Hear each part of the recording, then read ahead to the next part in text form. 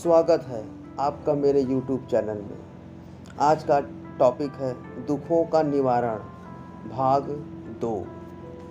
महामहिम एवं आदरणीय अतिथियों, समस्त विषय वस्तुओं पर गहन अध्ययन करके सभी दुखों से निस्तार पाया जा सकता है। प्रज्ञा के पथ पर चलते हुए हम अपनी सचेतनता बनाए रखने के लिए अपनी श्वसन क्रिया पर नियंत्रण रखते हैं।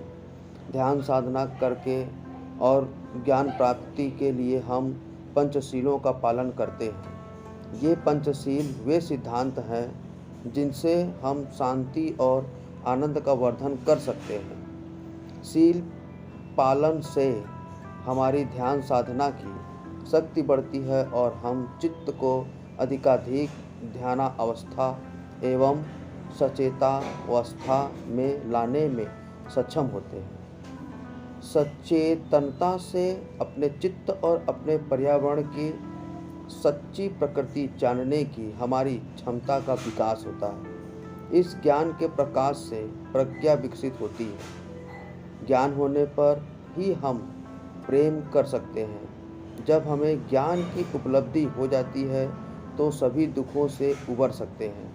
मुक्ति का सच्चा मार्ग प्रज्ञा का मार्ग है। इस प्रज्ञा का विकास तभी हो पाता है जब तक समस्त सृष्टि प्रसार के वास्तविक स्वरूप को गहन दर्शन के द्वारा जान पाते हैं। शीलों का आचरण, ध्यान साधना और परमिताएं ही वह मार्ग है जिससे मुक्ति संभव है। बुद्ध एक क्षण रुककर मुस्कुराकर आगे बोले, दुख तो जीवन का एक पक्ष है। जीवन का दूसरा पक्ष है जागतिक अद्भुतता। यदि हम जीवन का यह पक्ष देख सकें तो हमें हर्ष, शांति, आनंद का अनुभव होगा। जब हमारे हृदय बंधनहीन होते हैं तो हम जीवन की अद्भुतताओं को प्रत्यक्ष संपर्क में आ पाते हैं। जब हम अनित्यता, अनात्मता और परस्परावलंबी सहवर्धन के सत्यों को वस्तुतः हृदय गमन कर लेते हैं तो पाते हैं कि हमारा हृदय और चित्त कितने अद्भुत हैं। हमारा शरीर कितना अद्भुत है। हरे बांस की पत्तियां, पित्त गुलदावरी, स्वच्छ सरिताएं और चंद्रिका विकिरण करता चंद्रमा कितना अद्भुत है। कष्टों के बंधनों से ही हम स्वयं को जकड़े रहते हैं। इस कारण हम जीवन के इन अद्भुत दृश्यों की अनुभूति की क्षमता ही खो बैठते हैं। जब हम अज्ञान के अंधकार का भेदन कर पाते हैं तो हमारे सामने शांति, आनंद, मुक्ति और निर्वाण के विराट से साक्षात्कार का क्षेत्र उन्मुक्त होता है। निर्वाण के अज्ञान, लोभ और क्रोध का समूल नाश हो जाता है।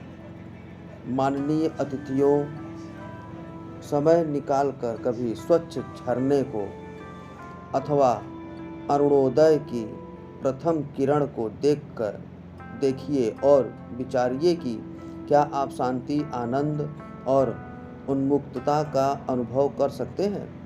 यदि आप अब भी दुखों और चिंताओं के बंधन में जकड़े हुए हैं तो आप सृष्टि से इन अद्भुत अनुभवों से वंचित ही रहेंगे। सृष्टि की अद्भुतताओं में आपकी श्वास प्रश्वास, शरीर एवं चित्त भी सम्मिलित हैं। मैंने सद्धर्म का जो मार्ग खोजा है वह दुखों और चिंताओं, उनकी मूल प्रकृति को भली भांति समझकर उनके पार जाने का मार्ग है। मैंने इस सद्धर्म मार्ग की देशना औरों को भी की है और वे स्वयं ही इस मार्ग को खोज पाने में सफल हुए हैं। धन्यवाद।